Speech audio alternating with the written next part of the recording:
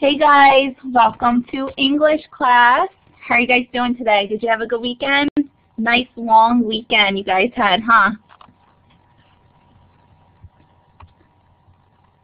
Boring. I didn't really have anything planned today during the weekend either. I just had like a nice relaxing weekend. Sick all week. You know what?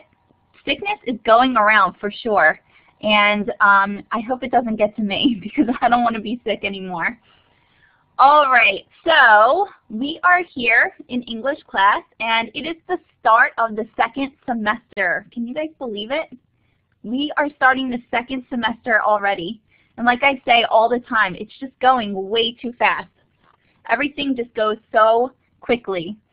All right, so we have started our already, Maria. We have started our Unit 7 already in literature, which was our irony unit.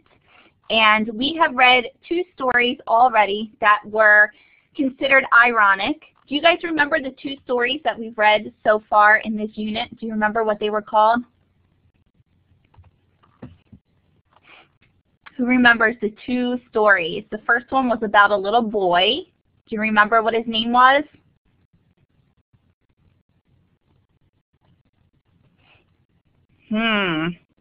It was a few weeks ago. Last week we did Study Island.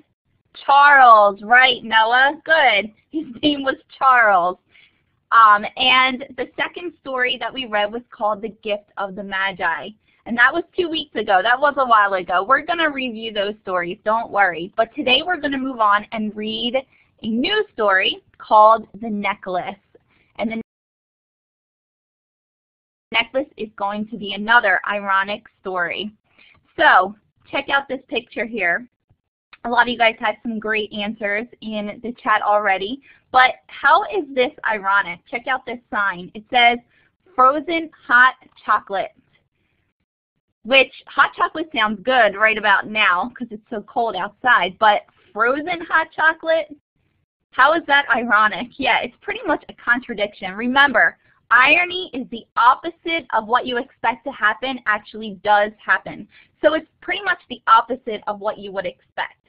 So hot chocolate, you think of something that's nice and warm on probably a day like today where it's snowing and pretty icy out. You would want some hot chocolate. But frozen hot chocolate just sounds pretty funny because it's pretty much a contradiction. It's the opposite of what you would think of hot chocolate.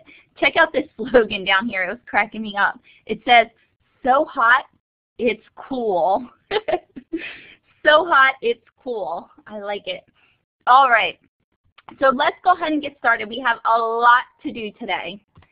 So you guys have seen this slide in all of your classes so far today.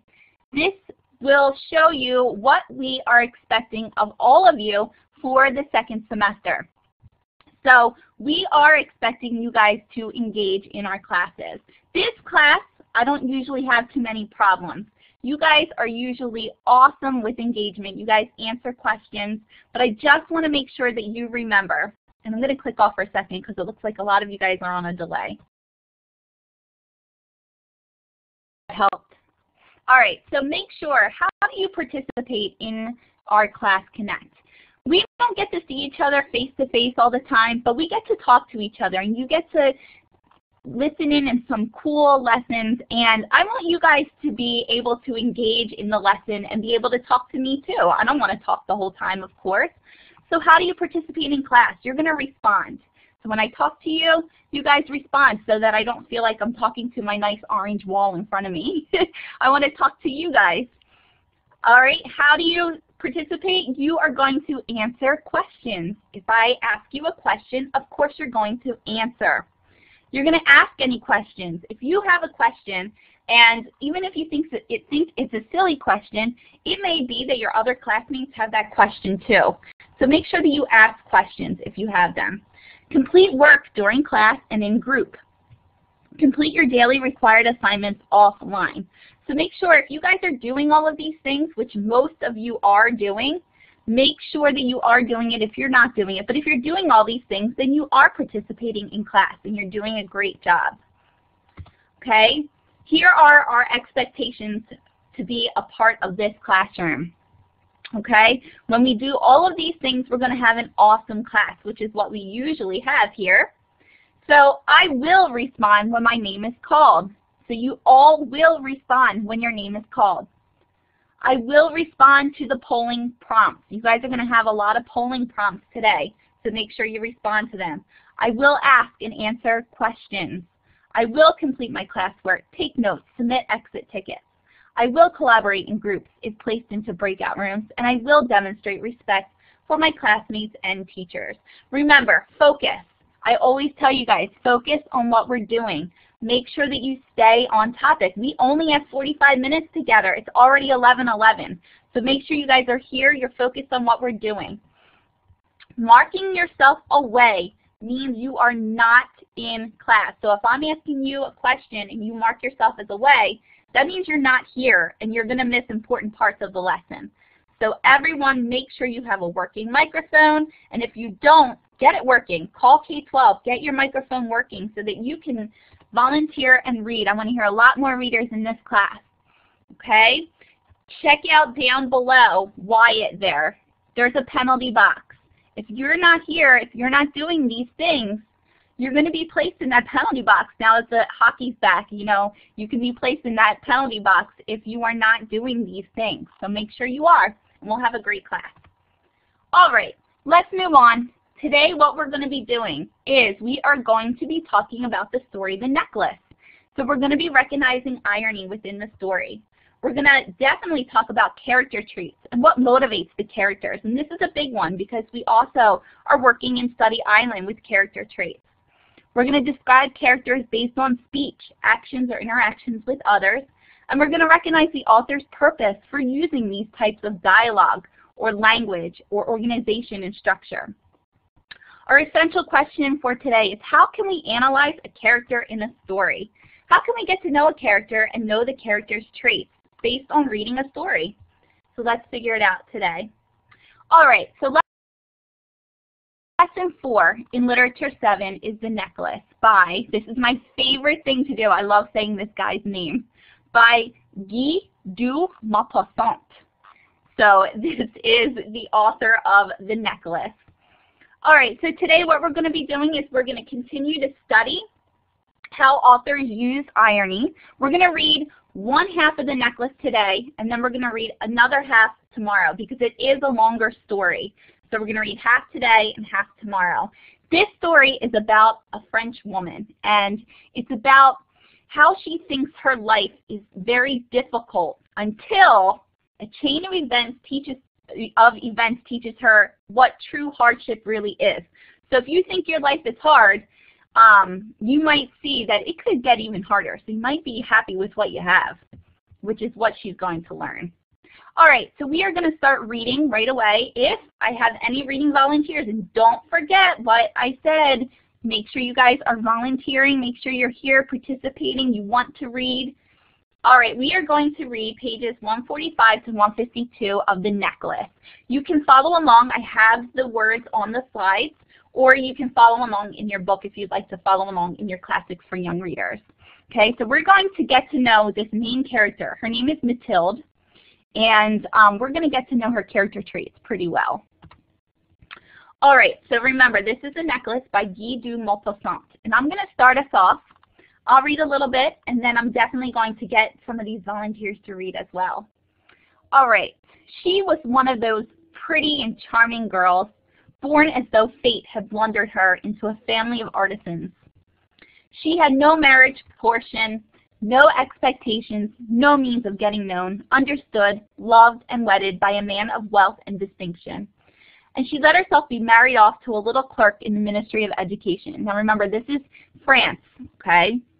Her tastes were simple because she had never been able to afford any other, but she was unhappy as though she had married beneath her. For women had no caste or class, their beauty, grace, and charm serving them for birth or family, their natural delicacy, their instinctive elegance, their nimbleness of wit, are their only mark of rank, and put the slum girl on a level with the highest lady in the land. So she's saying, back when this story was written, and it was written a long time ago in France, there were certain social classes going on. And our main character, Mathilde, is part of, I would say, middle class, okay? She's not as rich and doesn't have as much money as the people of the upper class, which she's always wanted to be a part of.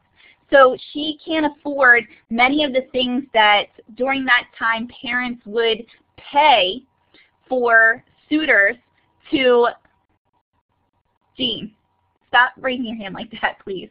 Okay, so parents would pay for suitors to marry their children, okay? And she didn't have a lot of money, so they couldn't pay a very higher upper social class man to marry their daughter. So she had to marry middle class, which she's not happy about. She thinks she's better than that. Messiah, go ahead and read this next paragraph for us.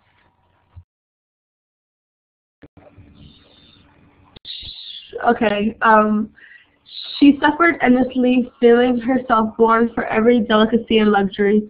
She suffered from the poorness of her house, from its mean walls, worn chairs, and ugly curtains. All these things of which other women of her class would not even have been aware tormented and insulted her.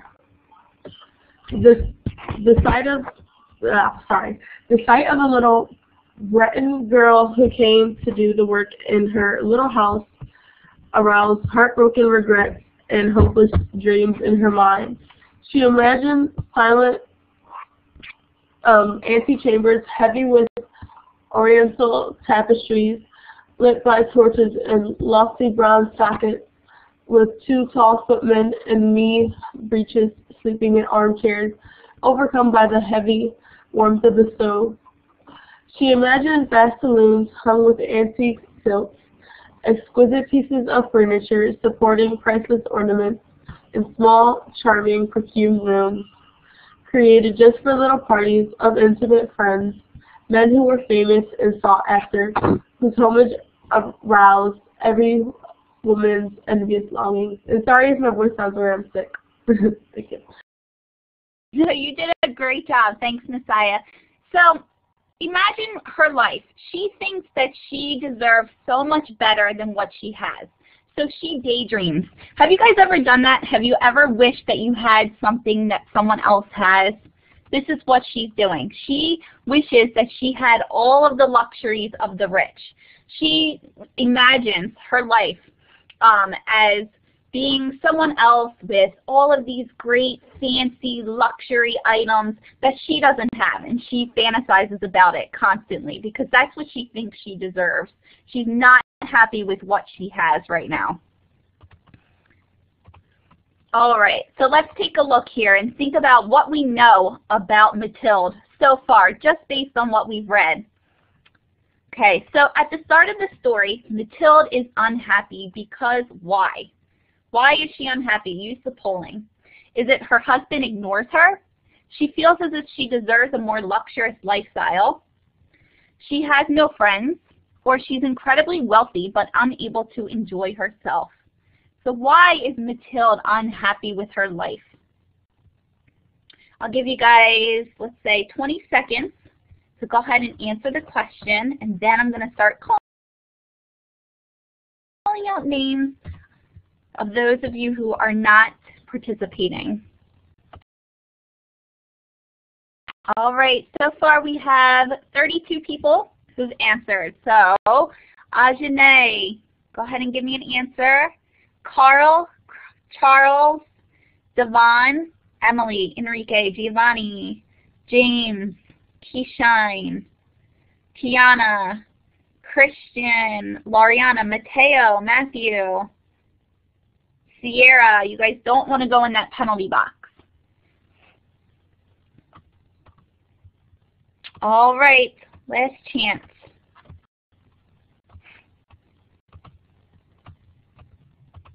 So it looks like we have 42 people who all think the same thing.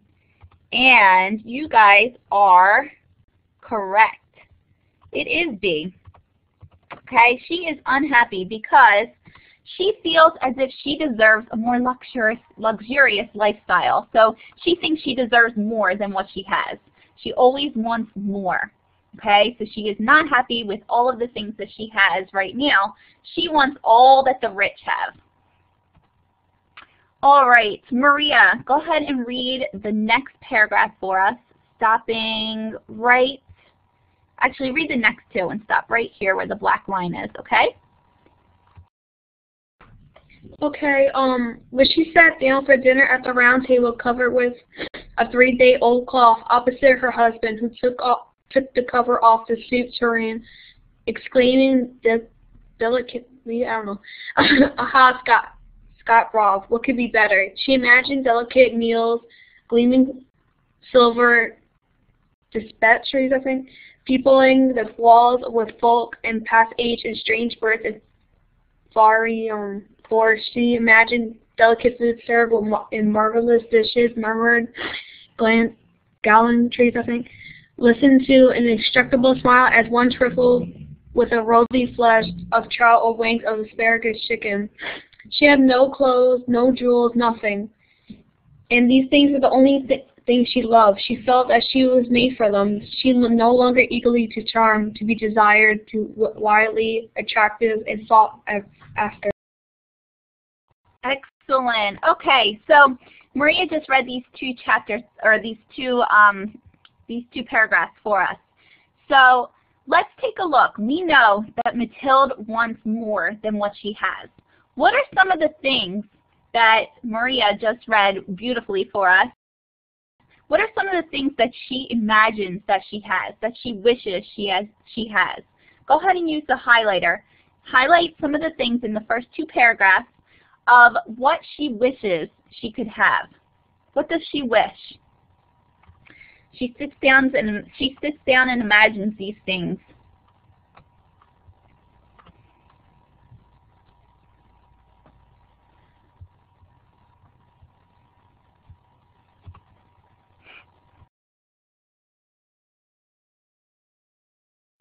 All right, excellent, guys. So here you can see that she imagines that she has these tapestries that are on the wall. So these nice curtains, these beautiful curtains. She imagines that she has like nice, delicate meals with gleaming silver. She wishes that she had these marvelous dishes. And she wishes that she had these nice clothes and nice jewels. So she imagines that she has all of these things and what she wishes. All right, so we are here at She Had a Rich Friend. And Brooke, go ahead and pick up from there and read the rest of this slide.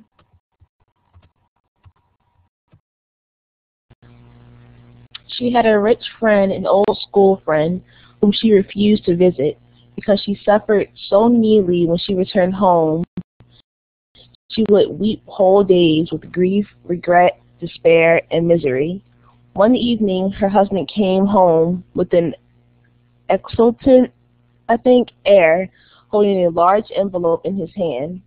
"Here's something for you," he said. Swiftly, she tore the paper and drew out a printed card on which were these words: The Minister of Education and Madame Ramponneau request the pleasure of the company of Monsieur and Madame Loiseau at the Ministry of the evening of Monday, January the 18th.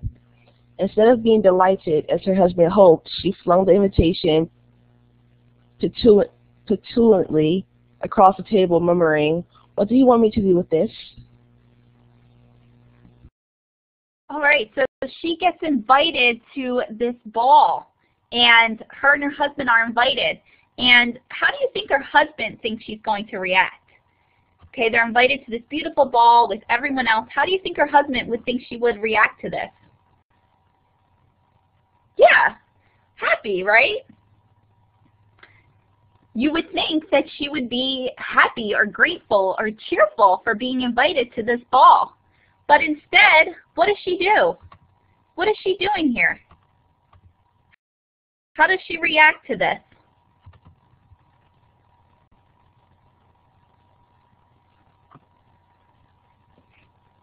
Exactly. She is not being very grateful at all. She's being rude and nasty. Okay, she is not being very nice at all.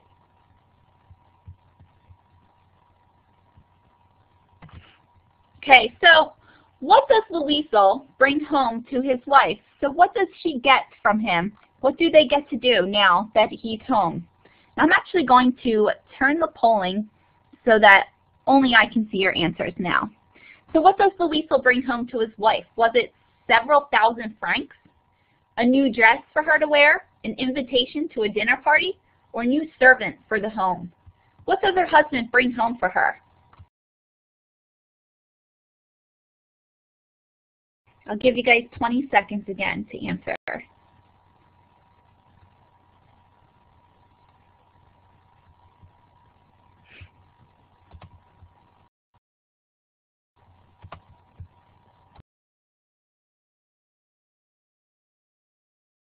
Jamal, John, Matthew, Devon, I know you guys, your hands up to read, but can you answer this question?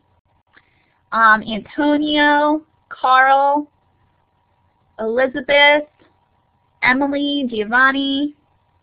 Okay, Stephanie, just listen along with us, okay? Keishine, Kiera, it looks like Blackboard might be having a little bit of delays. Nasir, Ryan, William. Go ahead and put an answer in the chat using the polling. All right, so it looks like we have majority thinking one answer. Few of you are missing an answer. Last chance before I start putting people in the penalty box.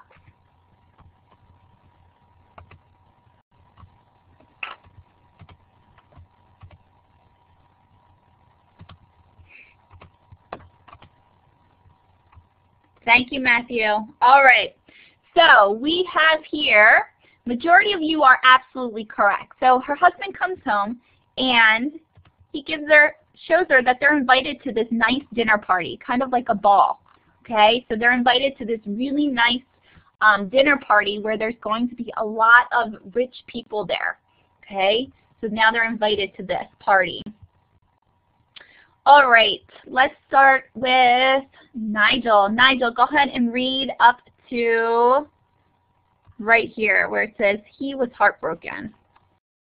Starting from the top. Why, darling?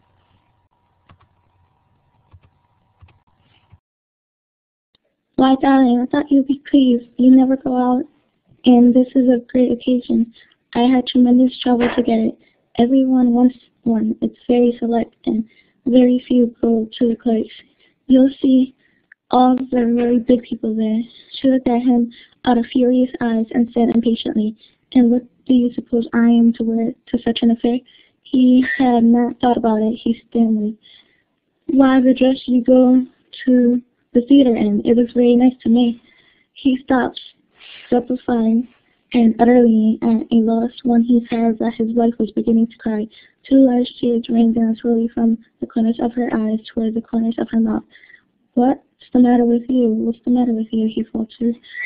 But with a violent effort, she overcame her grief and replied in a calm voice, wiping her wet cheeks.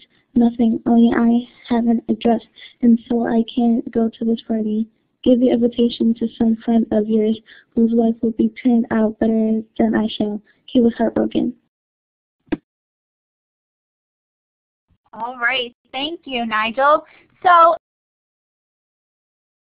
here she's upset. Why is she crying? Why doesn't she want to go to this party? Why is she upset? What do you think?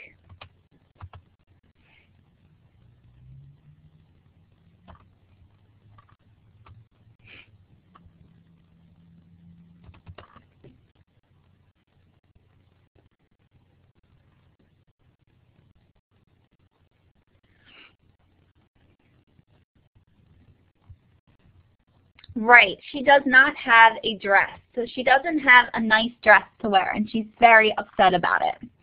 Okay? Jamal, go ahead and read the rest of this slide. So he's heartbroken. Her husband is very upset because she doesn't want to go to this party when he thought she would be really excited. Go ahead, Jamal. Look, Metrodyne, his present what would be the cost of a suitable dress, which you could use on the other occasion as well. Something very simple. She thought for several seconds, reckoning up prices and also wondering for how large a sum she could ask without bringing up upon herself. In the middle of frizzle and the exclamation of horror for the careful mind clerk. At last, she replied with some hesitant, "I don't know exactly, but I think I could do it on for 400 francs." He grew slightly pale for this. "Oh, excuse me. I don't know exactly, but I think I could do it for 400 francs." He grew slightly pale, for this was exactly the amount he had been saving for a gun and intending to get a little shoot next summer. The Pale of Natira with some friends who went lake shooting there on Sunday. Nevertheless, he said, "Very well, I'll give you 400 francs, but try to get a really nice dress with the money." Oh, such a nice husband. So he's going to give her the money for the dress, even though he wanted to spend it on something for himself. But he wants her to be happy. I'm going to read a little bit, and then I'm going to have Maria pick up. The day of the party drew near, and Madame Louisa seemed sad, uneasy, and anxious. Her dress was ready, however. One evening, her husband said to her, "What's the matter with you? You've been very odd for the last 3 days." "I'm utterly miserable at not having any jewels, not a single stone to wear," she replied. "I shall look absolutely no one. I would rather not go to that party." "Wear flowers," he said. "They're very smart at this time of the year. For 10 francs you could get 2 or 3 gorgeous roses." She was not convinced. "No, there's nothing so humiliating as looking poor in the middle of a lot of rich women." "How stupid you are!" exclaimed her husband. "Go and see Madame Forrester and ask her to lend you some jewels. You know her quite well enough for that." She uttered a cry of delight. "That's true, I never thought of it." The next day she went to see her friend and told her her trouble. Madame Forrester went to her dressing table, took up a large box, brought it to Madame Louisa, opened it, and said, "Choose, my dear." So she's going to borrow jewels from her friend. All right, so Mathilde finds a gown to wear to the party, but she still remains unhappy. Why is she still not happy? So she has a gown to wear, but she's still not happy. Why? Her husband says the gown is not attractive. She does not think the party will be fancy enough to satisfy her. She has no jewelry to wear to the party, or she has no one to accompany her to the party. What do you think? Why is she still unhappy?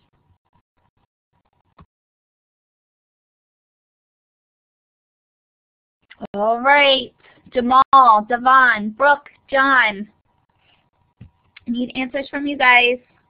Ajane, Antonio, Carl. Don't forget, guys, what it means to be engaged here in class. You are listening to the story. You're answering questions. Danelle, Donna, Emily, Giovanni, Keishine, Kiera, Loriana, Matthew, Nasir, Sierra, Stephanie, Virgin, William. Welcome back, Enrique. All right, last chance, Devon.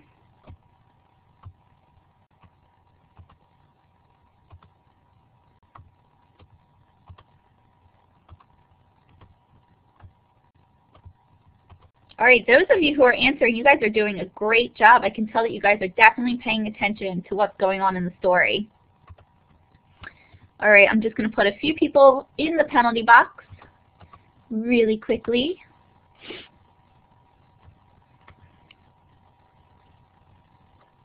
Okay, so, yes, Majority of you absolutely have it correct. So here she is. She has her beautiful gown, but now she's upset because she doesn't have jewelry to wear to the party. So this girl is never happy. Have you guys ever heard of the saying high maintenance? She is definitely someone who just is not satisfied with anything that she has or gets. So she finally gets this beautiful gown, and now she's not happy with her jewelry. She has no jewelry to wear to the party. All right, so we're going to stop there for now with reading the story. We're going to finish the rest of the story with her going to the ball and borrowing the jewelry from her friend tomorrow. But I do want you guys to think about some of our story that has to do with our Study Island pathways for January. So our pathways for January basically have to do with reading the stories of a novel and thinking about the different parts of it. We talked about character. There's also, we're going to talk about setting. Tomorrow we're going to talk about plot and theme, and those are the 4 things that you guys are working on so well in Study Island. So I just want to review quickly with you using this story. So check it out. This was read to us before. This was in the very beginning of the story. Maria, can you reread this paragraph for us again? Sure. She suffered endlessly, feeling herself born for every delicacy and luxury. She suffered from the poorness of her house, from mean walls, worn chairs, and ugly curtains. All these things of which other women of her class would not even have been aware, tormented and insulted her. The sight of the little brightening girl who came to do the work in her little house arose heartbroken regrets and hopeless dreams in her mind. She imagined silent antechambers, heavy and oriental tapestries, lit by torches in lofty bronze sockets, with two tall footmen in neat branches, sleeping in large armchairs, overcome by the heavy warmth of the stove. She imagined vast saloons hung with antique silks, exquisite pieces of furniture supporting priceless ornaments, and small, charming perfume rooms created just for little parties and intimate friends who were famous and sought after homage rose after every other woman in this longings. I'm so sorry. I don't know what's calling to me right now. You know what? I'm just glad that you are volunteering to read. Anytime, guys, no matter what, you guys can definitely try and read. I love it. Okay, so here we have a great description of the setting in which Mathilde lives. So the way that Mathilde lives right now is described to you, but also described to you is the way that she wishes that she lived, what she wished her setting did look like. So the setting right now is in her home, and it's a great description of what her house really does look like and what she wished it looked like. So what I'm going to do right now is I'm going to let you guys go ahead and highlight in red the description of the setting in which she really does live. So in red, you're going to highlight what describes the way that she does live. And in yellow, you're going to highlight what she wished she had in her home, the way that she wished she lived. Okay? So you're going to highlight in red what her house really does look like, and in yellow, highlight what she wished it looked like. Okay? So go ahead and do that now. I'll give you guys a few seconds to do that, and then we'll go over it.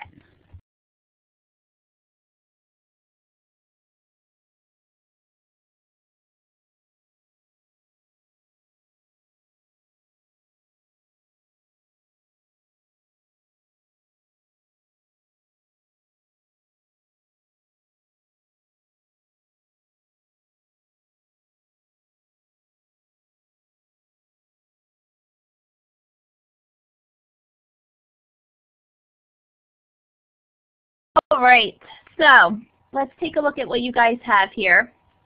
And unfortunately, some of you, Quamir, who I know you're brand new to our school, but we don't highlight all over the board like that. It gets really distracting. I know you were trying to highlight a lot of this last paragraph, this last part of the paragraph here, but try not to do so scribbly so that other people have a chance too.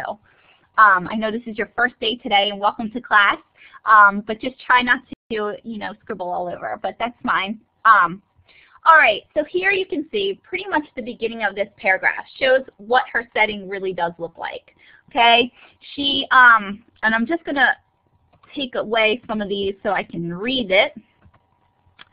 Looks like some of you did really thick highlighting here, but she has she suffers from the poorness of her house. Her house looks poor to her. She has ugly curtains, she has worn chairs, her walls aren't brightly painted, so she's missing a lot of things that she wished that she had. Okay, she's upset that this little girl comes to her house and has to work in her little house. She just has a lot of regrets of living in this type of house. What she imagines is these oriental tapestries, so the best and the brightest tapestries. She imagines having these priceless ornaments, and she imagines having a heavy wall full of beautiful paintings, and she just wishes that she had a lot more than what she does have. So thinking about her, she always wants more than what she really has. I think Blackboard's acting a little crazy today. Everyone's coming in and out. All right. So let's talk a little bit about her character also. And this is going to bring us to our exit question today. So let's think about Mathilde's character first. This is the same thing that we just read. But this passage includes part of the setting of the novel. How does the author use the setting to develop Mathilde's character? So how do we use this setting, what we know about Mathilde, what her house really looks like and what she wished her house looked like, to help her develop her character? Is it A, the author uses the setting to show the reader that Mathilde is happy with her surroundings and is therefore content? Is it B, the author uses the setting to compare and contrast what Mathilde has and what she wants to show us her desires and discontent? Or is it C, the author uses the setting to show the reader that Mathilde is not aware of her surroundings and is therefore clueless? What do you think? What does this description of the setting of her home and what she wished she had really show us about Mathilde's character? Go ahead and answer this question. You guys have 20 seconds. I know a lot of you are going in and out right now with Blackboard. Try your best. So go ahead and you have the 20 seconds on the clock to answer the question. All right, time really does fly in this class, I'm telling you guys. We always have so much fun where it just goes so fast. So Joseph, Kiera, Christian, Maria, Nasir, Ajane, Danelle, Gabrielle, do you guys have an answer? Kiana, Kalia, Paris, Ryan, Sierra, Stephanie. Thanks, Steph. Thanks, guys. See, you should just answer right away. But I think some of you just like me saying your name, right? All right. So, yes, it is B. And it shows you that setting and character can go hand in hand. All of your study island pathways for this month really do intertwine with each other. They really are all the elements of a short story, which is what we've been reading, these short stories. So really think about that this setting is showing us what Mathilde is like, what she thinks about her life, and what she really wants to have in her life. So this is a great review of that. All right, so what's next? In order for me to go ahead and mark you present, I'd really like for you guys to answer this exit ticket. It has to do with thinking about Mathilde and what do we know about her and what do we know about her character. So what I'm going to do is I'm going to go ahead and share with you the Google Doc that you guys are going to fill in. Okay.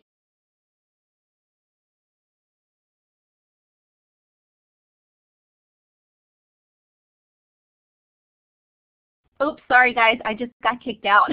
All right, go ahead and answer that question, and when you're finished, you guys are free to log out. But make sure you answer that question. Okay, no one can see what you're doing. Now, you can do it and fill it in, and no one will see what you're doing. If you can't see it, here is the link. Hold on one second here. Here's the link, Megan, that you can click on. Go ahead and click on that link, and it will help you to answer the question.